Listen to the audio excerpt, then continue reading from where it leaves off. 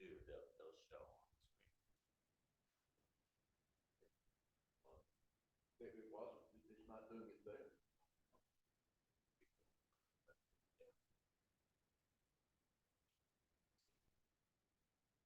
So, access, yeah.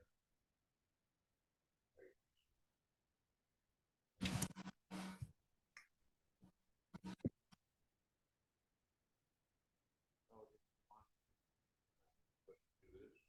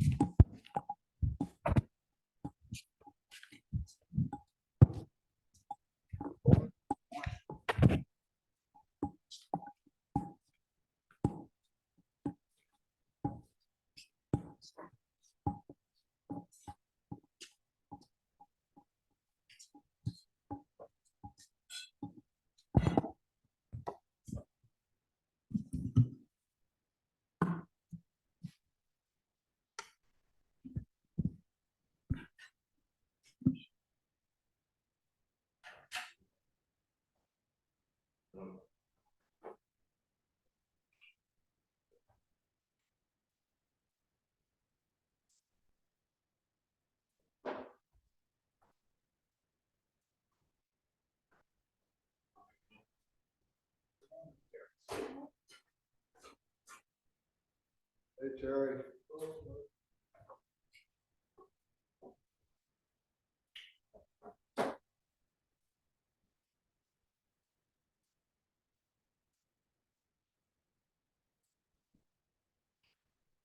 280.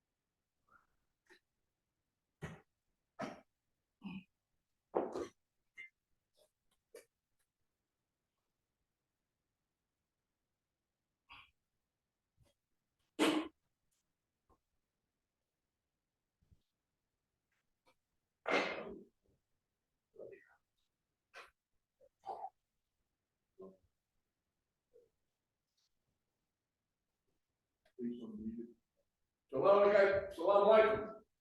Come on. You've finally done it. You've gone over to the other side. I've never read yet.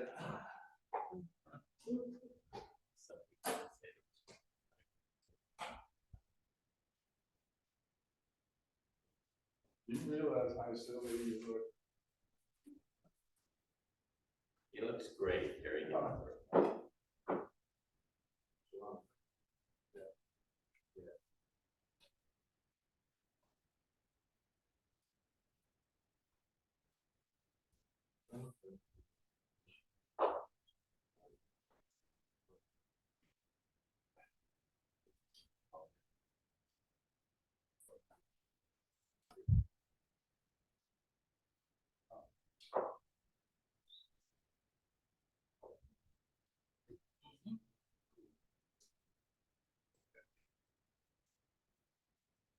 particular reason? I need you to unlock. Time Magazine is called. Time Magazine is called.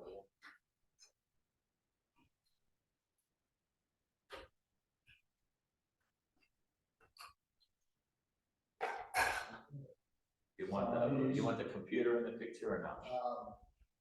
No, I really have a full way. All right, so we guys go by the good work. Yeah.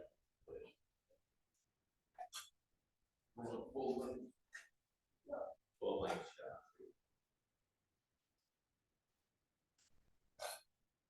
All right. Let's say smile, say salam. Yeah.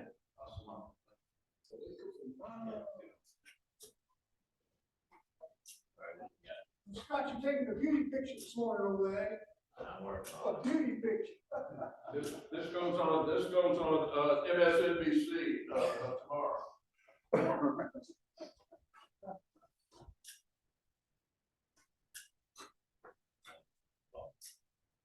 that. You look almost like one of those imams over there. Say what? You look like one of the imams. Well, I am an imam. I'm wise. All you need is a kufi, and you'll be good. Well, I've got a rap for not long enough, and I don't know how to tie it. So. Those things, that is nice. Those things, very cool.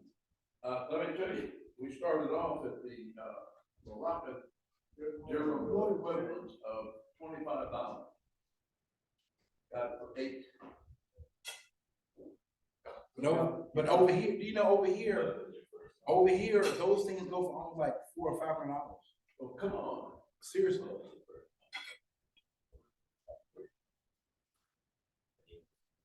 That is the Moroccan outfit on. That's right. Went native. Yeah. They expect. You gotta enjoy your breakfast. There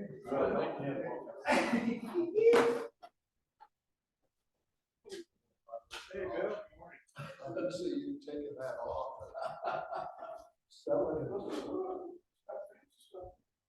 Wait, we're from the eight. There's a hole. Don't forget, you get all the way through. This has a pocket in it. See, yeah, John Hall with costume and everything. He's gone out from D10. It's right. My wife did, I've never had. She said that the extension.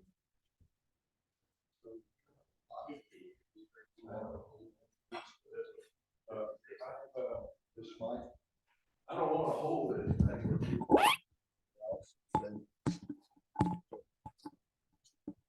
Mic for you. Mike for me. Okay. Call me. Ray, you call me Jay. Just don't call me Ray J. Doesn't has to call me Junior. Jay, no, it's Johnson. Johnson. All right. Yeah, thank you very much. We could wait to mic you up, please. Okay. I don't want a lot of praying and stuff. Well, I did this thing, Professor. Apologize. Don't you dare leave. I'll be insulted. Not because you I can't- just finished you the, before we get to Marrakesh. I finished up your book last night. You got to show some respect. Which one? A little. Oh. What else to expect, right? Having lunch at Well, I'm flattered. It doesn't have anything about Morocco interview. Out of fact. Yeah. Wait a minute. Now what are you doing? Wait. What's going on? The presentation over here, and then. Just relax. That's it. We're all right. Got it. made him run off. What's I Phyllis remember. gonna wear?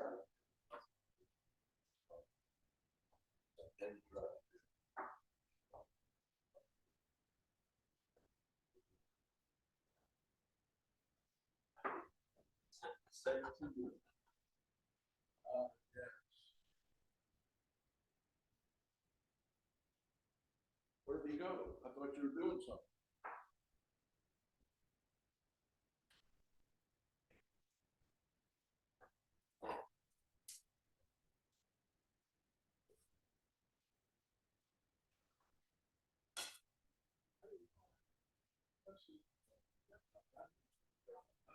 Must have.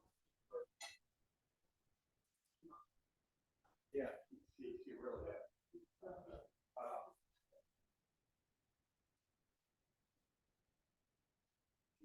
Started at Howard University. Flooding me. Transferred back to Florida.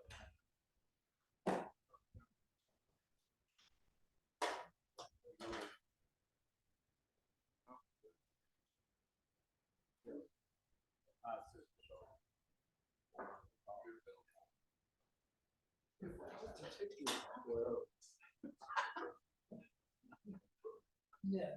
It's not a bathrobe. He never 65 she had.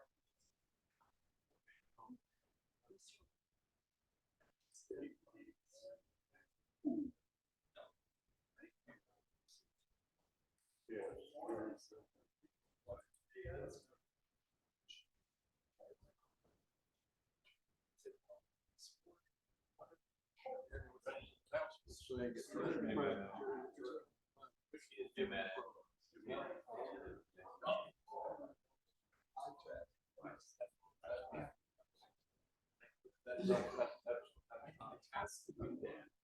You're not used to it, but cannot give you the full screen. And as soon as. You have a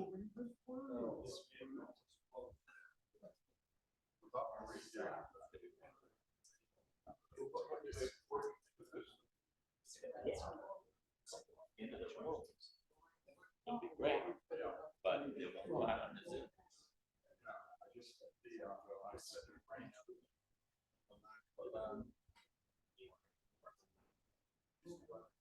Fine. Don't have to see.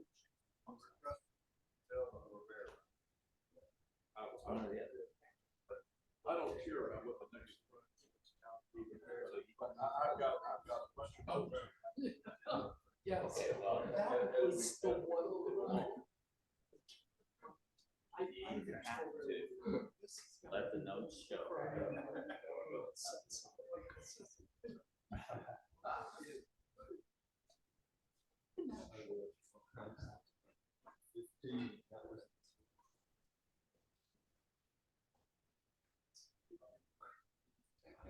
Now, last time we were in London, we stayed in a hotel. And we could.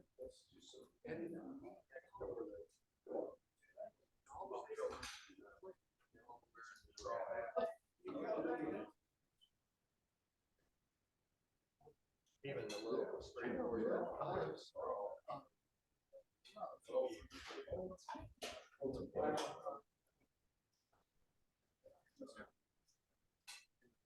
Blue and white.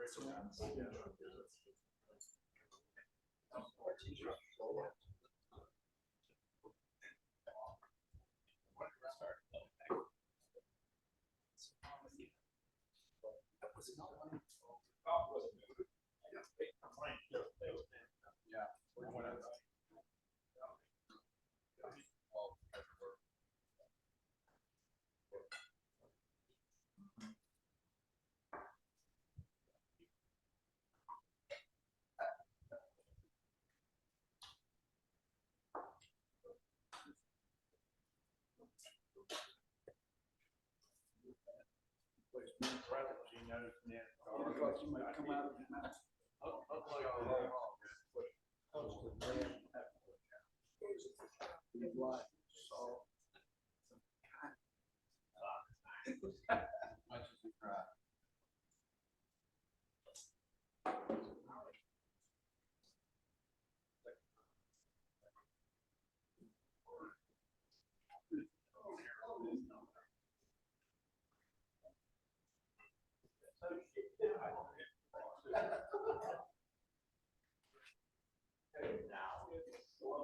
I read an interview where else last week. The one that sit right next to me. One of them.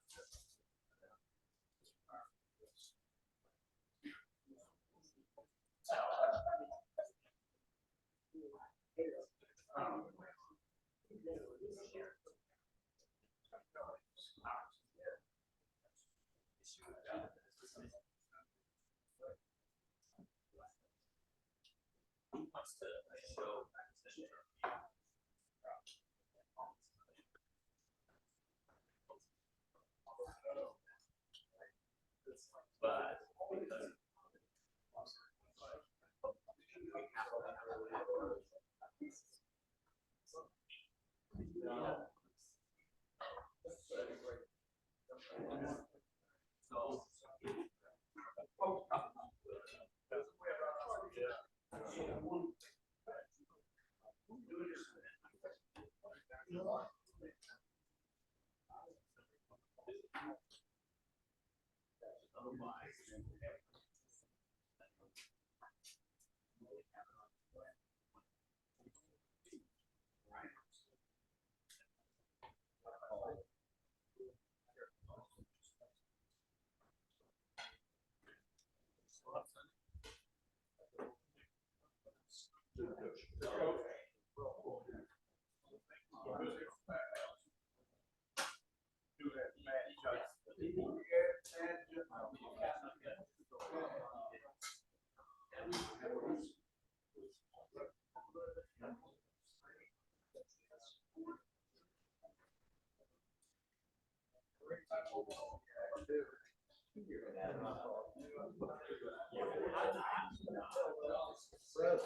but because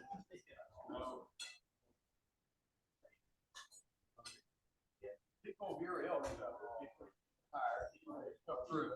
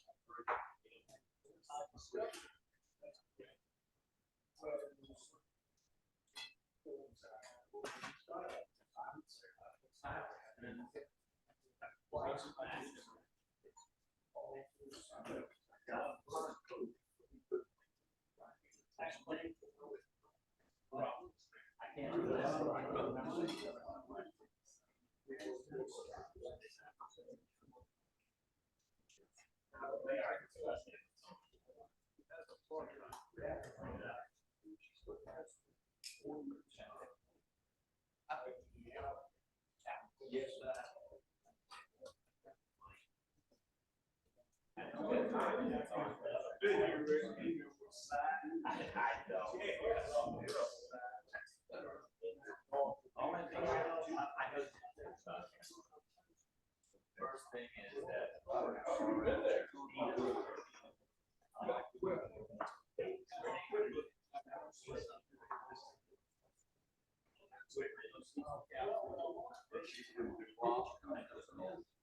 then the second thing I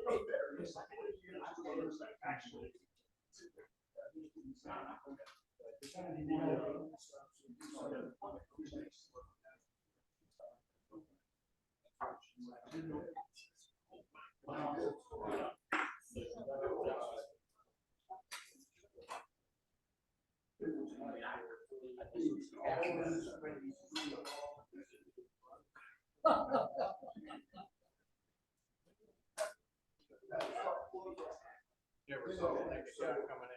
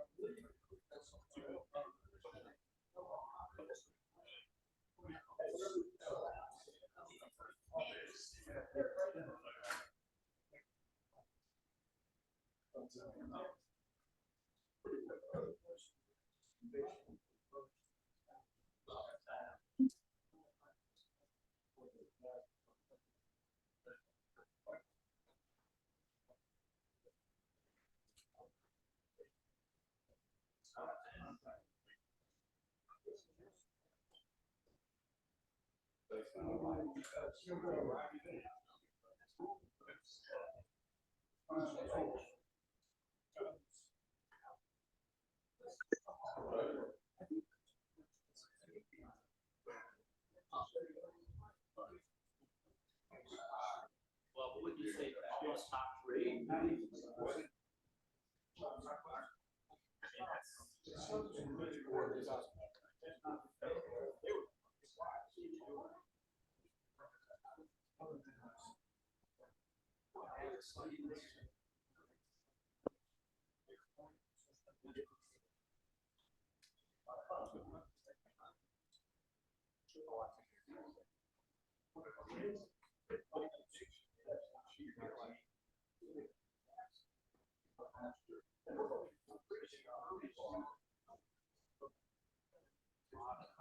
I don't know it very well. You know,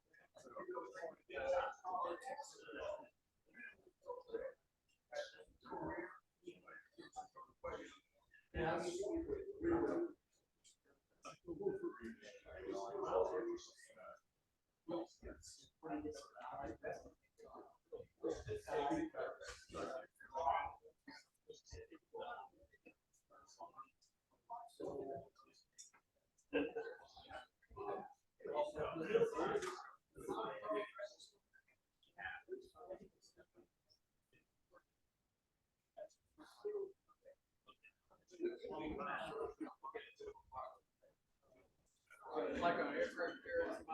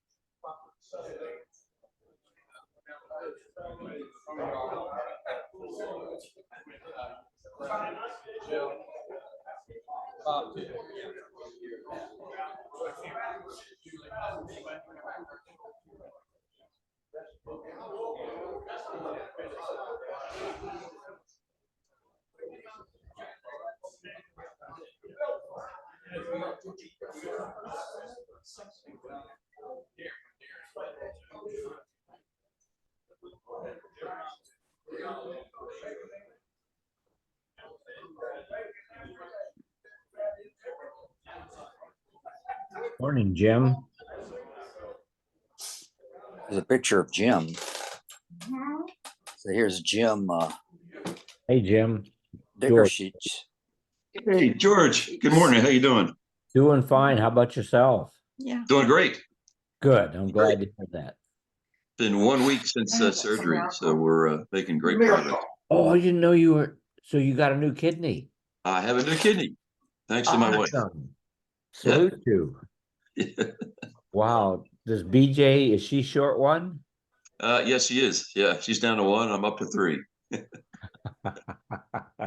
Well, as long as you keep 4 in the family, you're okay. Absolutely. Yeah. Oh, I'm so glad for you. Hey, I'm glad for me too. I feel so much better. Oh gosh, it's wow. so different. Yeah. Wow. Yeah. I can't imagine. Yeah. You bet. Yeah. How you been? Good. Good. Yeah, I just plugging along. Yeah. Eating more than I should, but you know how that goes. You still working? Yeah, still teaching a class at Right. Kennesaw and tutoring Yeah. 2 days a week. Okay. Good. I just tutor for 5 hours. Oh, okay. 2.5 hours at a time is all the more I can stand at any one I was gonna say, yeah, that's a grind. So, yeah, some of the kids are great, and some of the kids you go, you can't do algebra. I don't know how you're going to do this. Hmm. Hey, George. Good morning. Good morning, Jim. Hello, George. Good How to you see you, doing? Jim. I'm fine. More importantly, how are you? I'm doing fantastic. I really am. It's That's telling great George to hear. surgery was 1 week ago, so I'm doing fantastic. Good. Yeah. We like to hear those good news. Any other report on Sam, George? No, just yesterday, he was coming along nicely while I was there. That was the first he was really doing well. He's weak. Okay. He's not a strong guy to begin with. No. Strong constitution, no. No, a strong wind. But I was optimistic when I left, and I think they were thrilled. He may be a couple more days in the hospital, but and Corey King was able to be there. Yeah. Good morning. Good morning.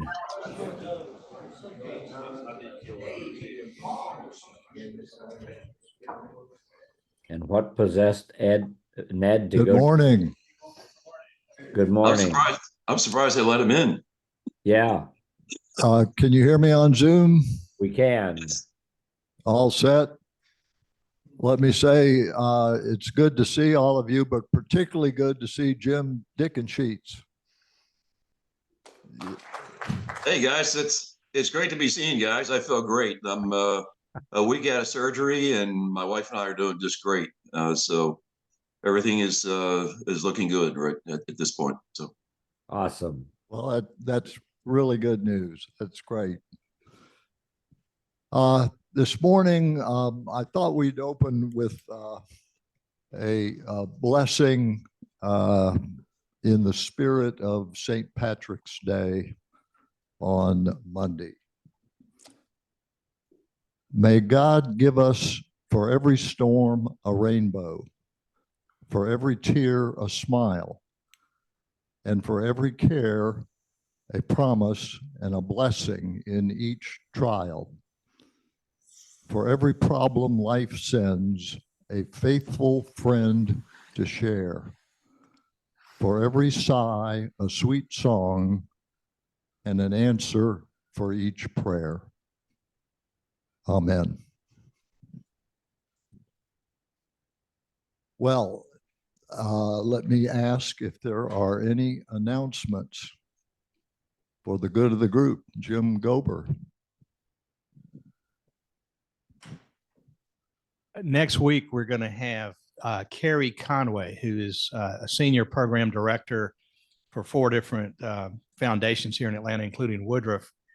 and she is going to speak with us about the African Soup, which is a project where educational and community support is given to a community in Uganda that has a board of directors made up of Ugandans, and it's an educational and support program. And Carrie will be our speaker next week. Thank you, Jim. Clark?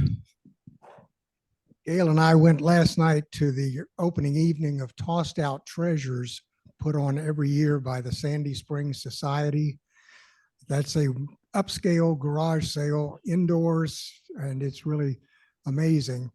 When you get home today, tell your better half that this is the weekend, because if she gets to Monday and fails to remember that, she may blame you.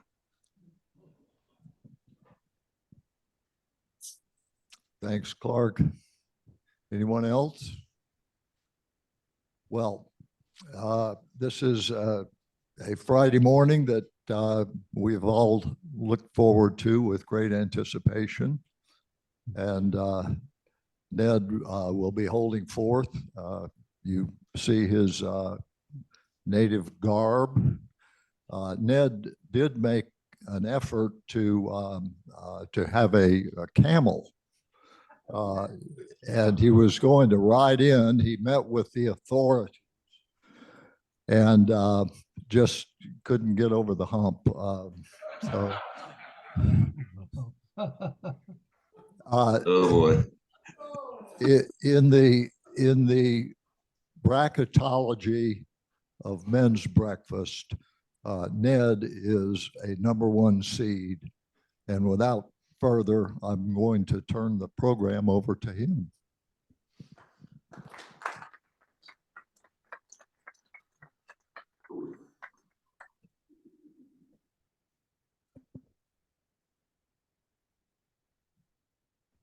I have a little trouble getting out of my chair there, being unaccustomed as I am to wearing a garb such as this. We're going to talk about Morocco this morning, Assalamu alaikum, which means peace be upon you. And there's a response, which I don't know, which says, and also on you. Here we go. Where's Morocco? And there, does this show up on the screen there? There is Morocco. It's on the far northwestern tip of the continent of Africa.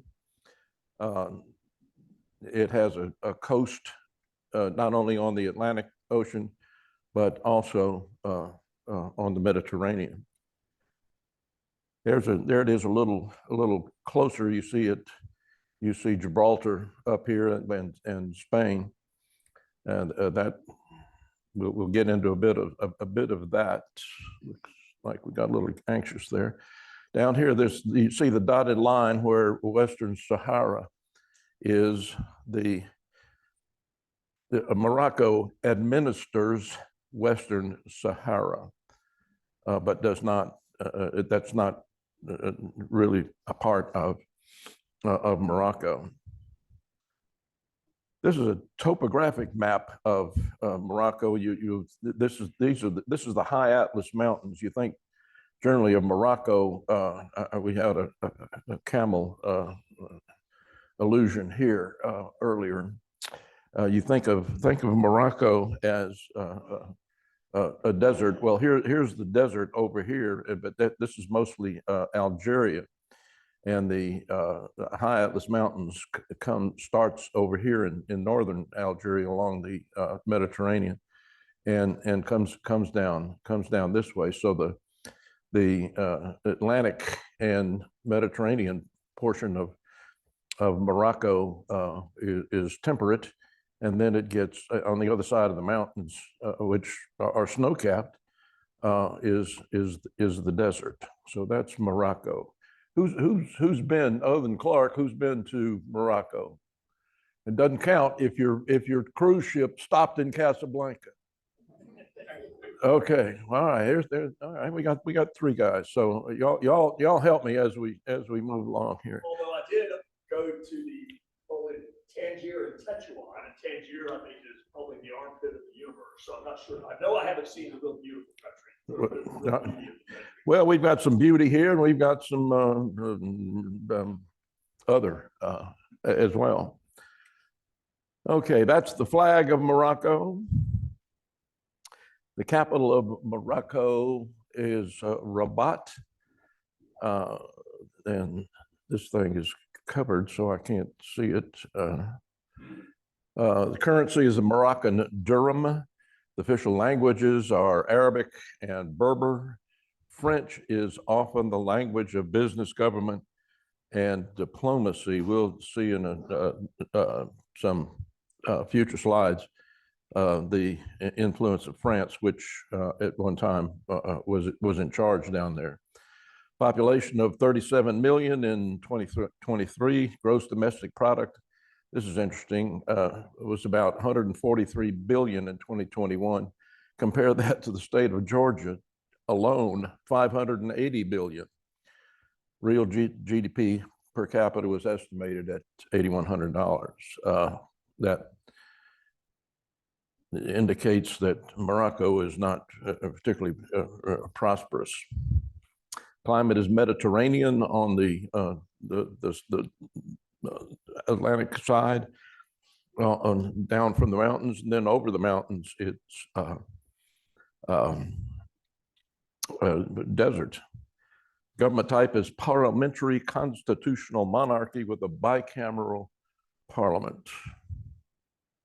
People of Morocco are mainly Arabs and Berbers, or an admixture of the two. Berbers live in the mountainous regions, long a refuge for them. Some segments of the population are descendants of refugees from Spain who fled from the Reconquista. You remember that was the removal of Jews and Muslims from Spain after the Muslims were predominant in the southern part of Spain, but they were run out, curiously enough, in 1492 when Columbus was sailing the ocean blue. Christian, well, here we go. So, in addition to Berbers and Arabs, there are sub-Saharan Africans which have come up to Morocco from the south. The history of the Kingdom of Morocco at the crossroads of African and European continents, the Kingdom of Morocco has been for centuries a meeting point for the Arabo-Islamic culture and civilization, as well as a land of tolerance, dialogue, and openness. It says that the area was inhabited by hominids at least 400,000 years ago. The recorded history of Morocco begins with the Phoenician colonization of the Moroccan coast, as well as the Phoenicians also colonized basically the balance of North Africa. You know, the Phoenicians came from the far eastern end of the Mediterranean, which is now Lebanon and Tyre in Israel. Okay, so but prior to the Phoenicians' colonization, the Berbers were there.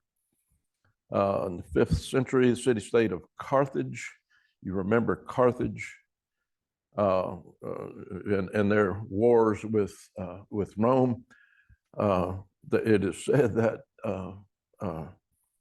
the elephants for the access to over the Alps to get into to Italy, that Hannibal's elephants came from the Atlas Mountains in Morocco. Okay, in the 3rd century before the current era, the territory was annexed to the Roman Empire. With the arrival of Islam, Morocco developed independent states that kept powerful invaders at bay. Here's a chronology of the Arab invasion beginning in the 7th century. The 7th, 8th centuries, first major Muslim dynasty was founded at the capital in the city of Fes. 11th, 12th centuries, Morocco dominated the Maghreb, which is Morocco, Algeria, Libya, and Mauritania. More about Mauritania in a minute. And much of Spain. That they were. We discussed the Spanish Christians running the Muslims out in 1492, but the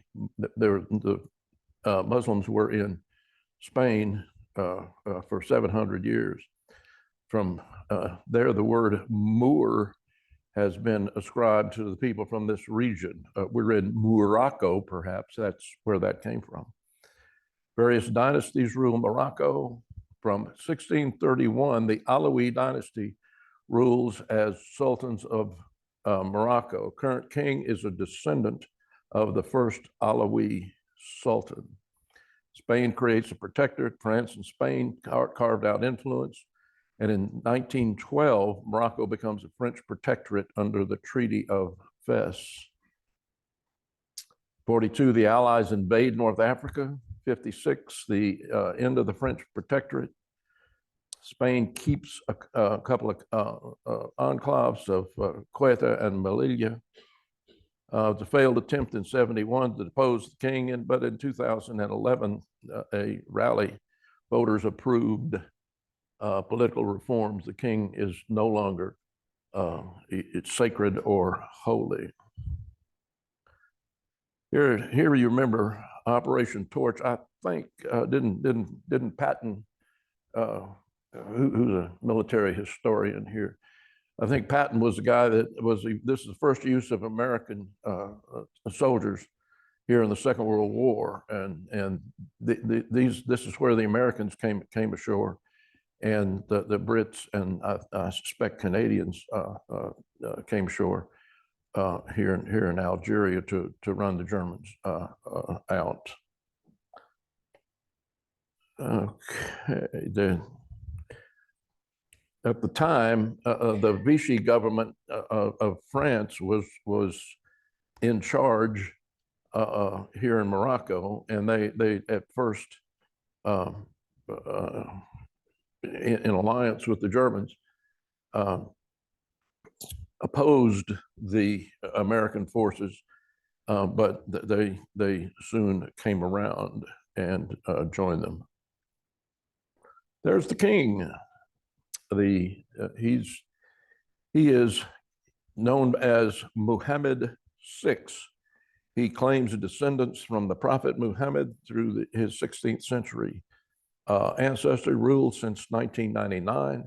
He appoints the prime minister. He's the son of King Hassan, who goes by the name of Hassan II, and the grandson of Muhammad V, continuing the Alawi dynasty begun in 1631. King is involved in all decisions and has moved this country closer to democracy, but hadn't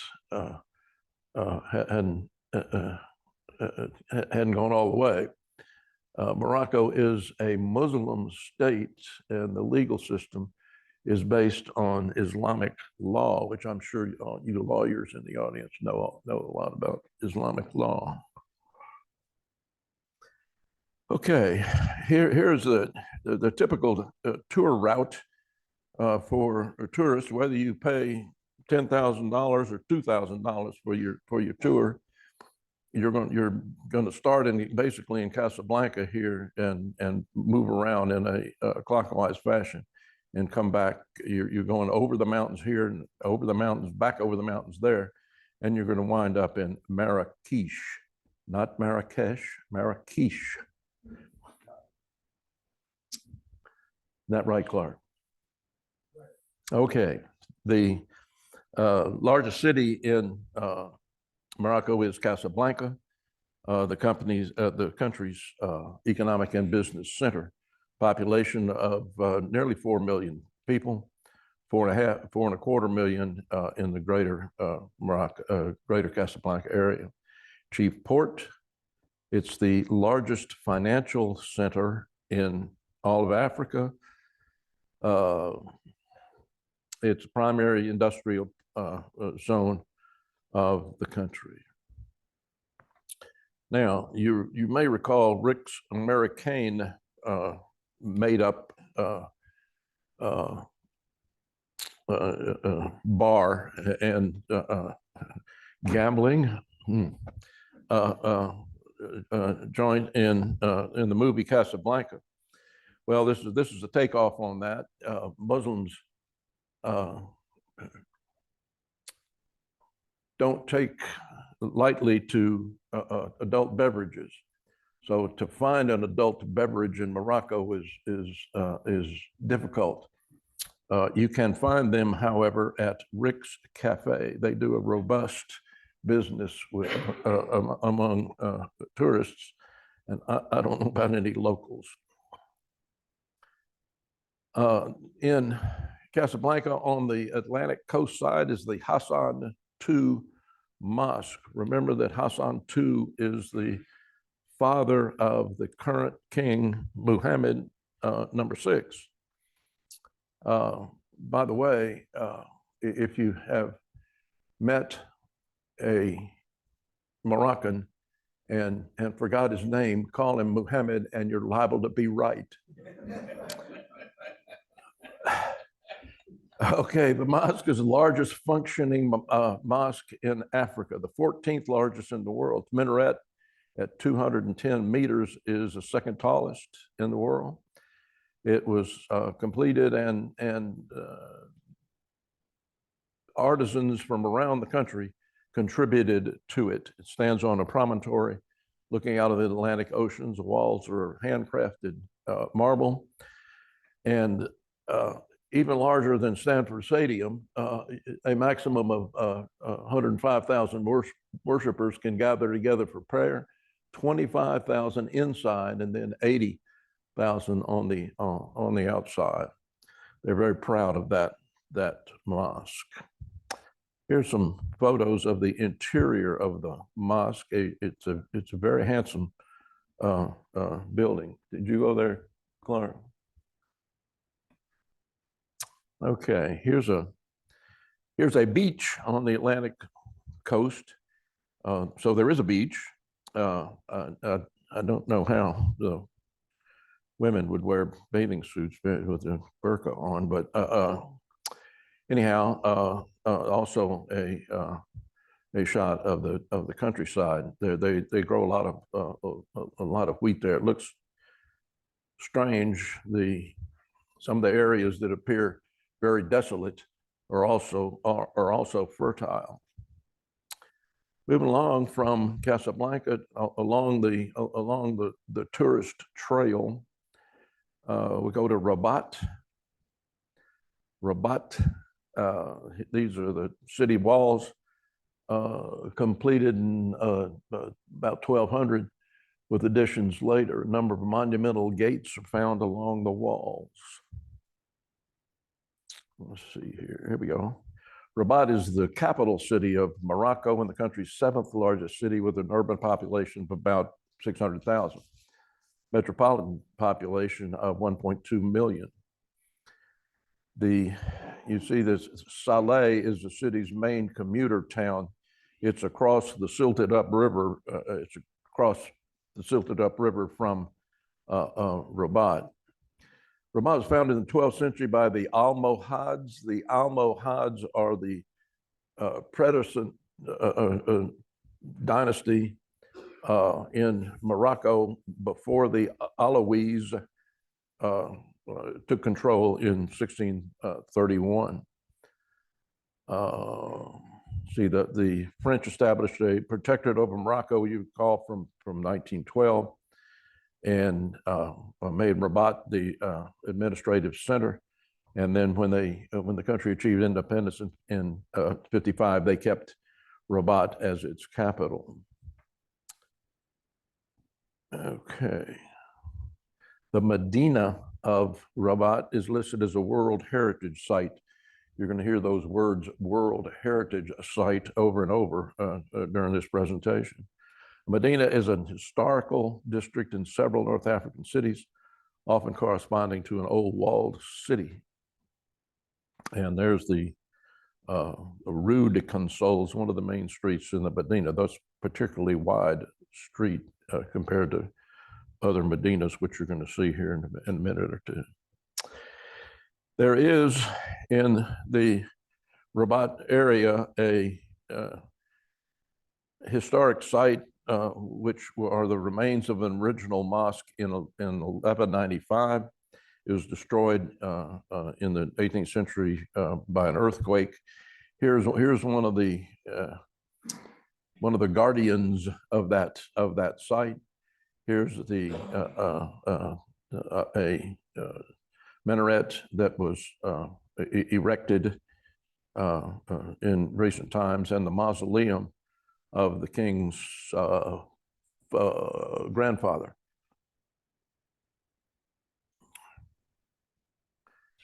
Here's some transportation options in Morocco. Here's old boy with his he got some rubber tires, but he doesn't have horsepower. He's got donkey power. And these gals here are either carrying their groceries or carrying something to sell, also on donkey power. However, the tram to Saleh from Rabat and back is a modern form of transportation. So it's not all donkey power. Here's the King's Palace in Rabat. This gate is a very handsome one, and these tiles are special.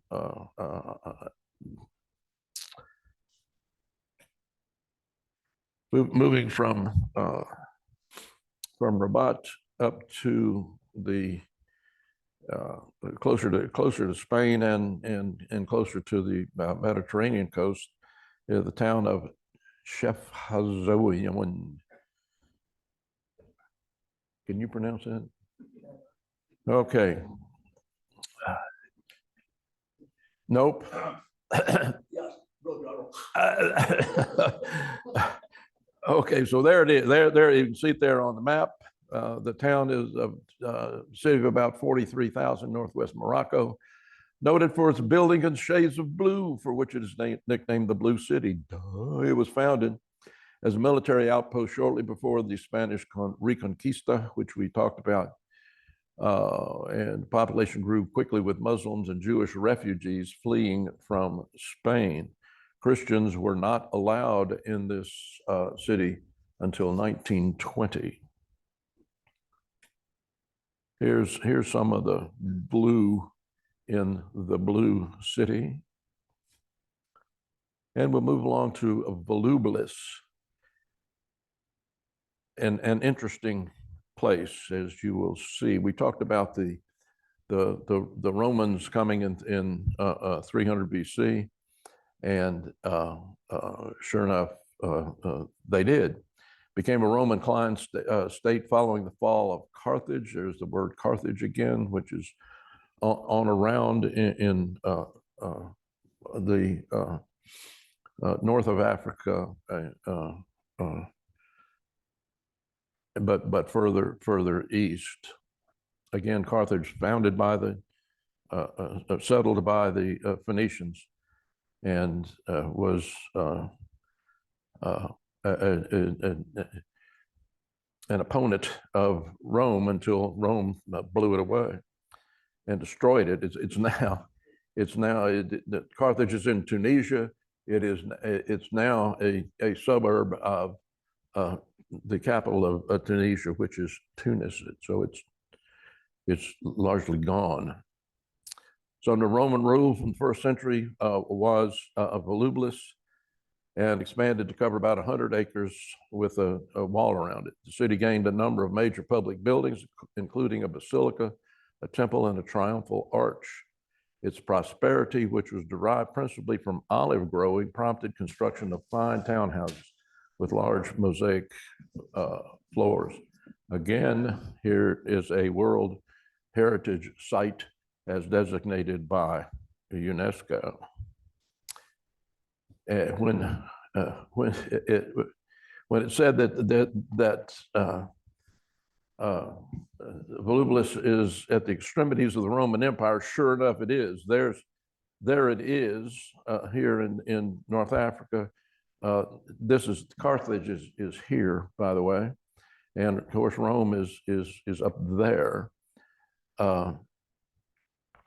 The Romans made volubilis the capital of Mauritania province. And you see here the representation of Mauritania. It goes, its province goes over, but does not include Carthage. Carthage was its own. Yeah, Terry? Because of the French influence, has Morocco made any advancement in terms of women's rights? Are they or are they still under the typical role of the woman in the average Muslim city? Unknown to me, I suspect they are more Muslim than French, although there is French influence. Somebody's going to ask me before this is over, how was the food in Morocco? And it was acceptable because in large part it's influenced by French culinary. How that has affected the women's rights is unknown to me, Terry, but I'm glad you're concerned about that.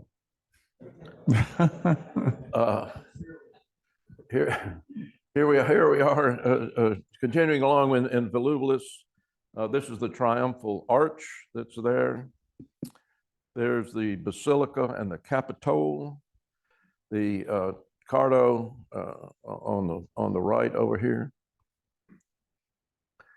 And here's some of the mosaics on the floors of the big houses. The folks, the Romans there were quite prosperous and able to live elegantly. Next stop in our clockwise tour is in Meknes. Once again, whether that's pronounced correctly is a mystery. Meknes is one of the 4 imperial cities of Morocco. I think you'll as we go through, you'll see the others if we haven't already. Of course, Rabat is one. Located in northern central Morocco, the 6th largest city by population in the kingdom. And again, a UNESCO World Heritage Site. The madrasa at the Shadwa, the madrasa within this town. And as you know, a madrasa is an Islamic learning center. Here's a busy day of shopping. The girls taking a rest, and you see the Medina over here and the congestion there. Yeah, I see a lot of these pictures that the streets seem to be beautiful. Is that heat that is prevalent in this area? You know, honestly, I don't know the answer to that. The question is, why is it covered? And I just don't know the answer. That's let me think about that for a minute.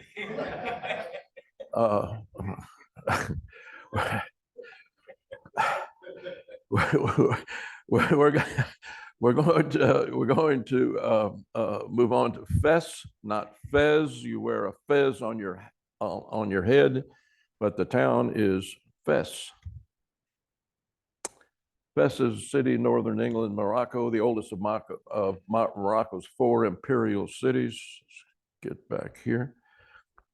Second largest city in Morocco, a population of slightly over 11 of a million people. The Medina of Fes is listed as a World Heritage Site, one of the world's largest and oldest urban pedestrian zones. Contains a university, this is interesting, which is founded in 857 and considered to be the oldest continuously functioning institute of higher education in the world.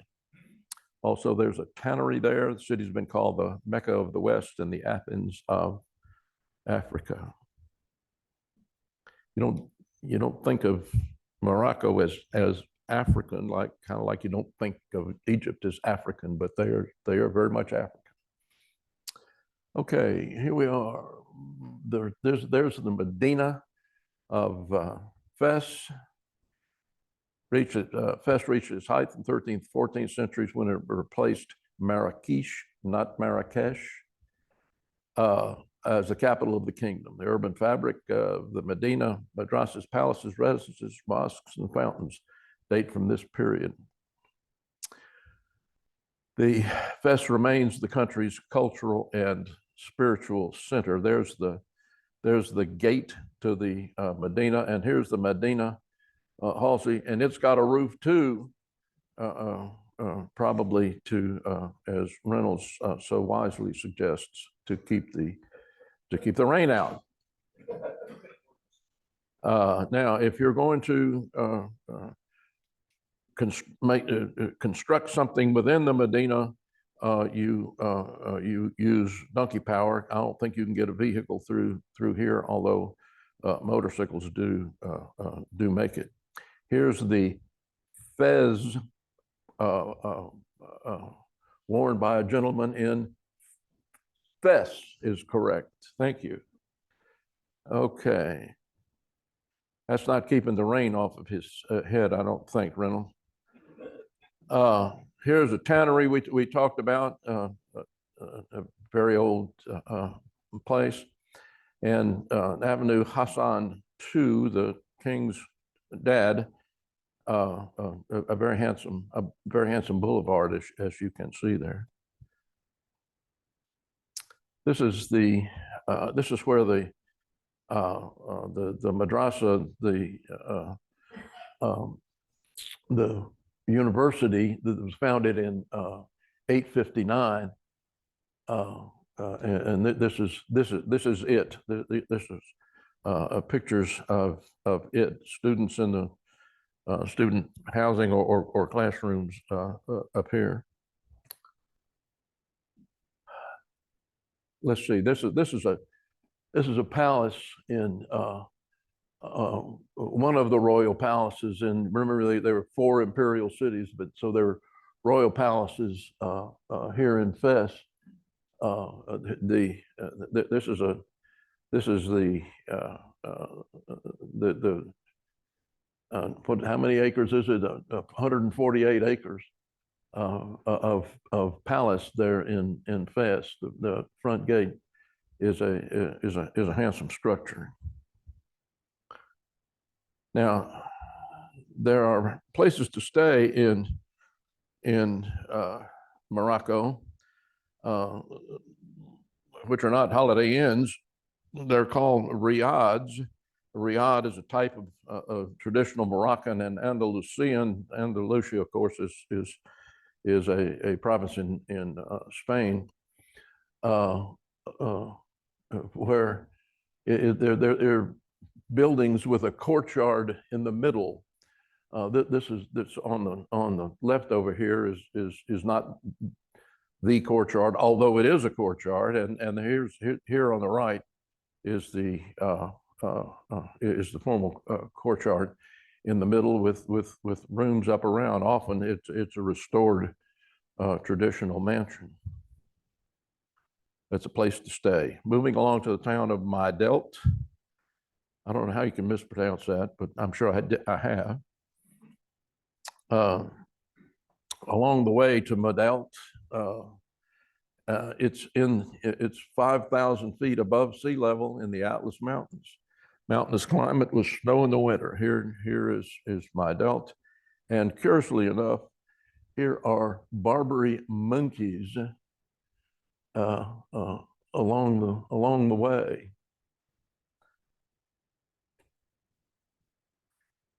Now here's a river, and there's green on either side. This is rather like the Nile, it seems to me. I'm sure there's some irrigation going on here, but the river runs through here, and there's just desolation on either side. The Nile is like that, as you know, and but look at the greenery there. Here comes the river. This is rather desolate over here. Always the mosque. There's the mosque. Here's the just wasteland, the crumbled building, a traveler, and there's the mosque right there. Every little town has a mosque. Is that where we were? Yeah. Okay. Here we get to a couple of towns that are the gateway to the desert. You can see on the map there where we are, right at the border of Algeria. Here's your transport to the desert, waiting on riders. No donkeys here, but there's your transportation. There's a sun setting in the desert. That's a great photo, isn't it? Most of the tourist groups arrive at sunset, and in their accommodations, there's the lounge where all the camels are unload its passengers and prepared to go to a tent here in the desert. Note the guys on the hill. You can see some kids snowboarding, if that's the right word, down the sand, down those hills. But here are the tents that accommodate visitors. Here are the accommodations inside of those tents. Not uncomfortable, a little tight in the bathroom, but serviceable. Where do you get the water? I should wonder. Here's the sunrise in the morning. You've spent the night there. Here's another tent village nearby. There's several of them, varying, I suspect, in the type of accommodation or the level of accommodations. Now you're leaving the desert and heading ultimately to Marrakesh. There's a village street scene. I submit that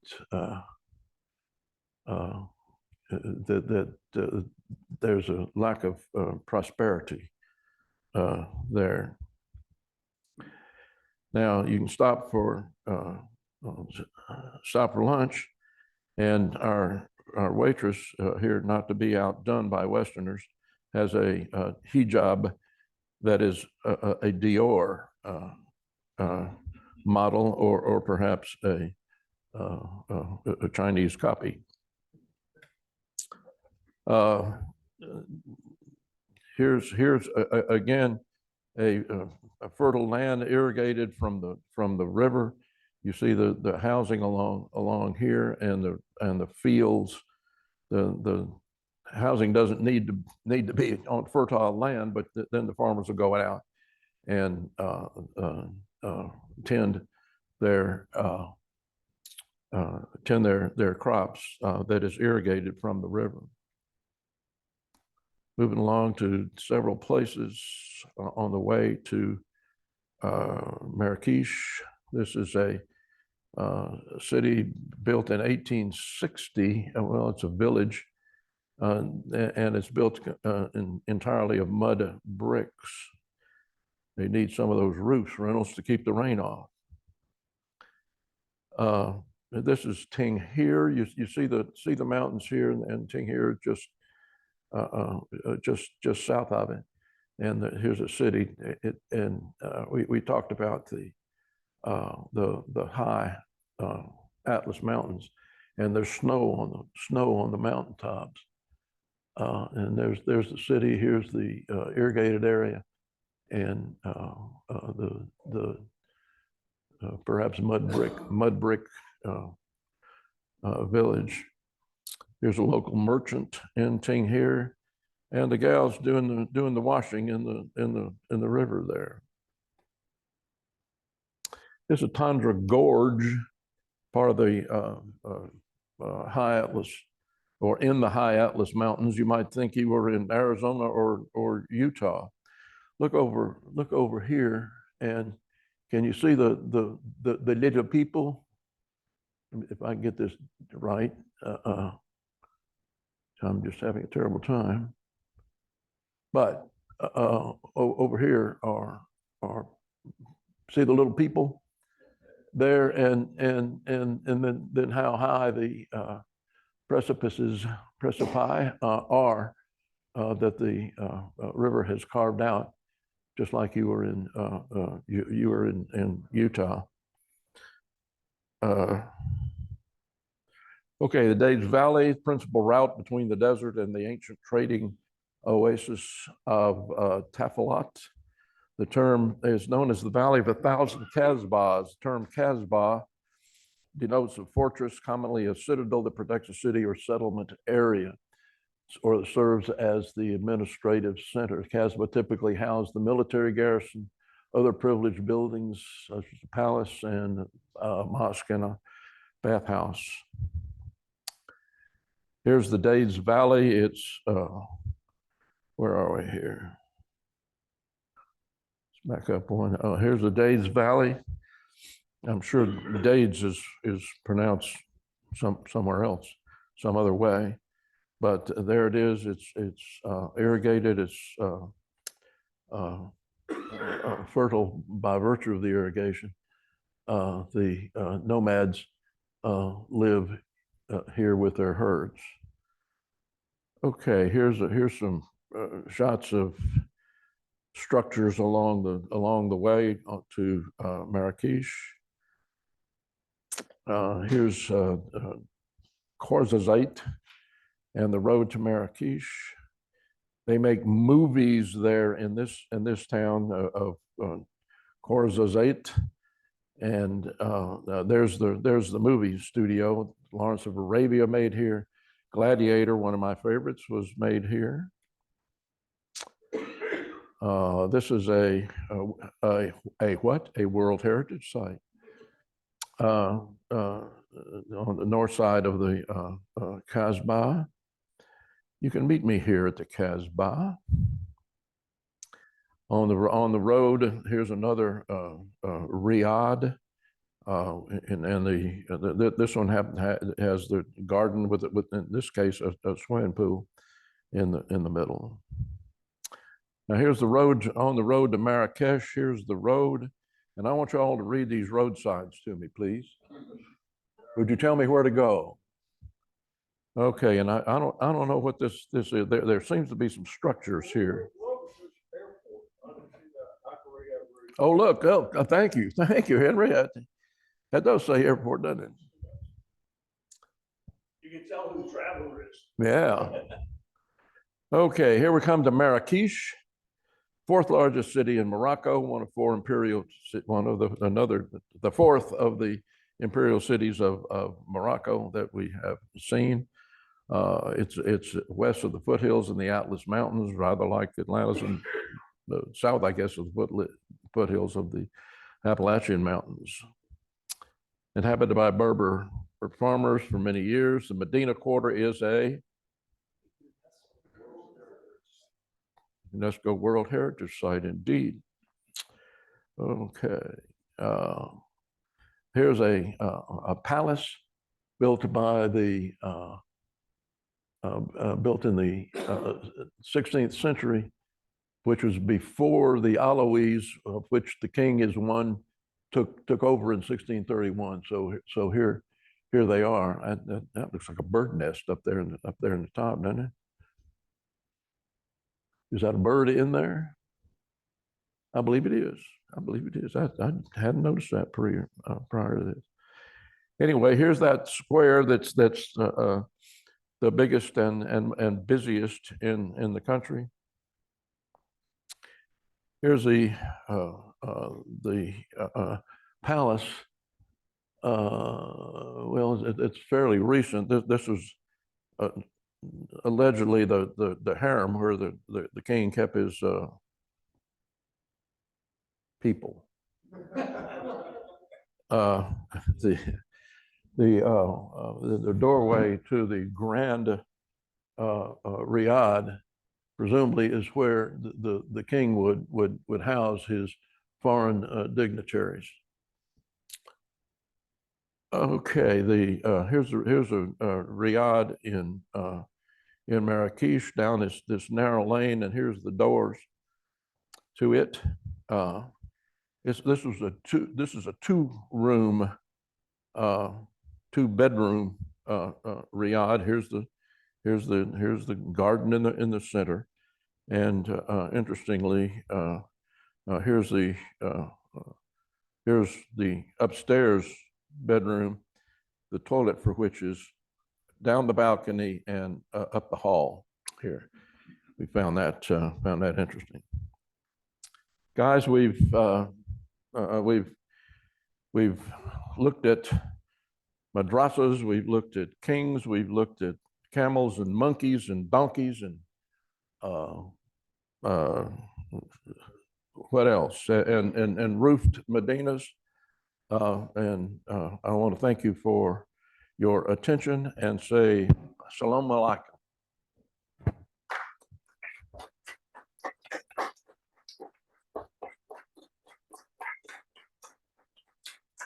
Have we questions? Yeah. Please use a microphone.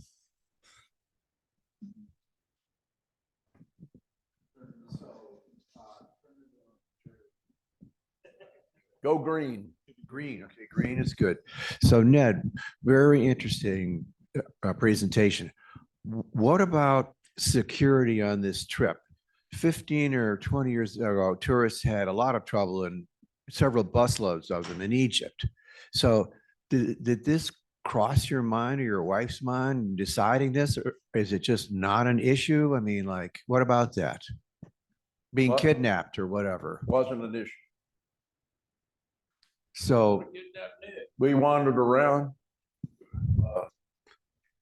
trying to find a bar, but there was no trouble. And your touring company doesn't talk about this. It's just not talked about. It's just not an issue. Is that right? He does. Okay. Get around. What are the distances? General idea of the distances between. There were some 4 hour. Well, you from the map. There were some 4 hour drives. Let's get back to a map.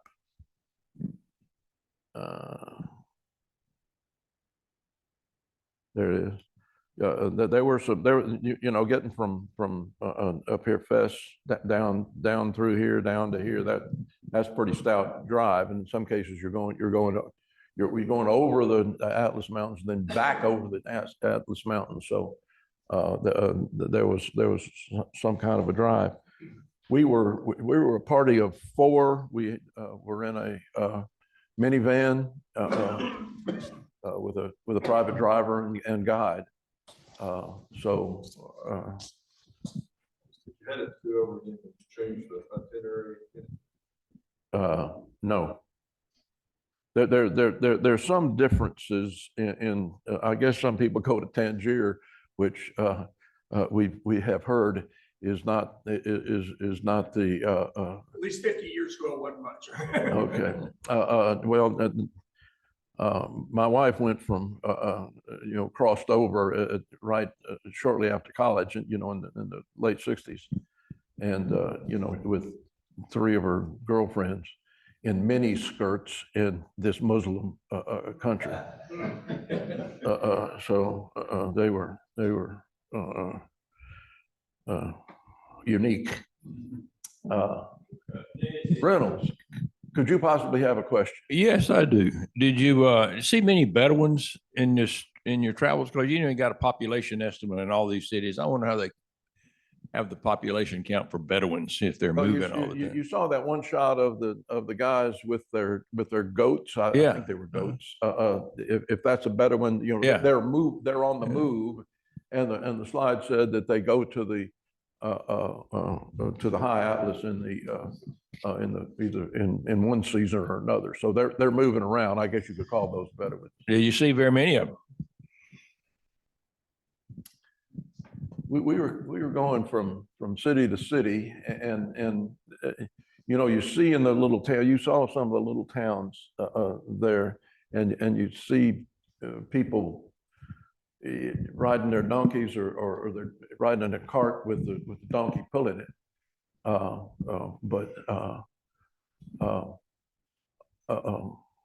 We were mainly. You'd ride through. It's like riding through Mexico. You see the poverty in the shacks on the side of the road, and we saw much of that, but we're not overwhelmed by it. Yes, sir. Ned, and I asked this question knowing that there are people here far more schooled in history than I, but did you hear anything while you were there about Morocco being the first country to recognize the United States when the colonies declared their independence from England? That's what somewhere in the recesses of my mind that stands out.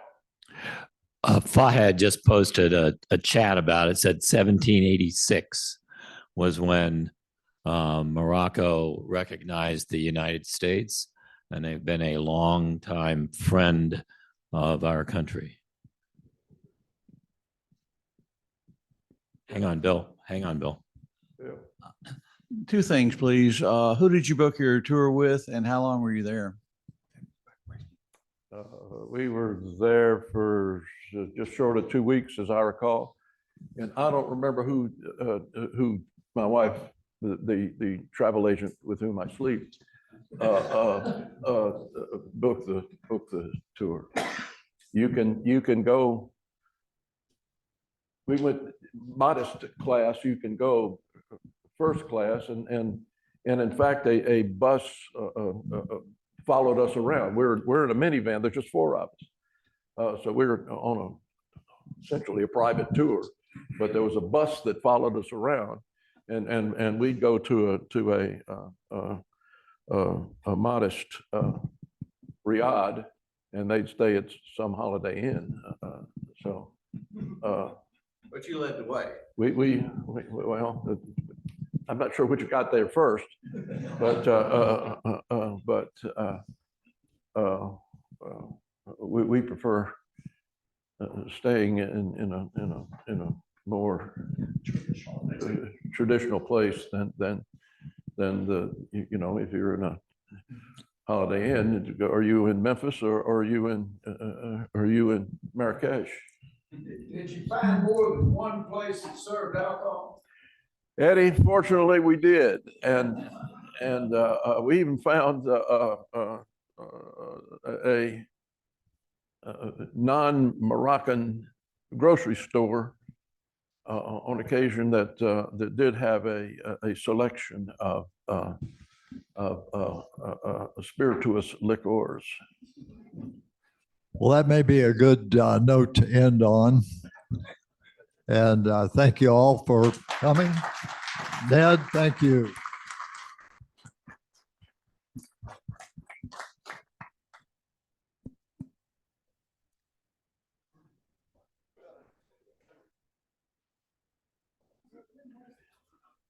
This was 2 or 3 years ago. I sure enjoyed seeing all that. I had no idea.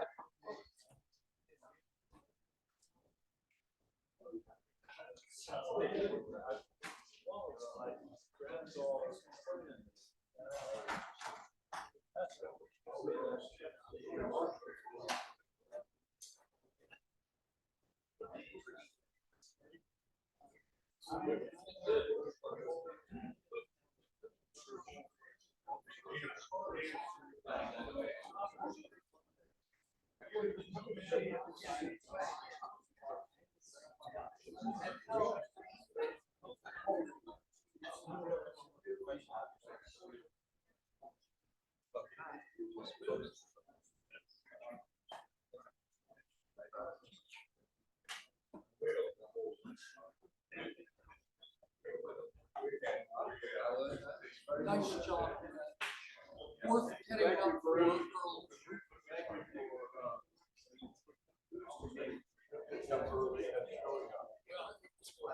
Well,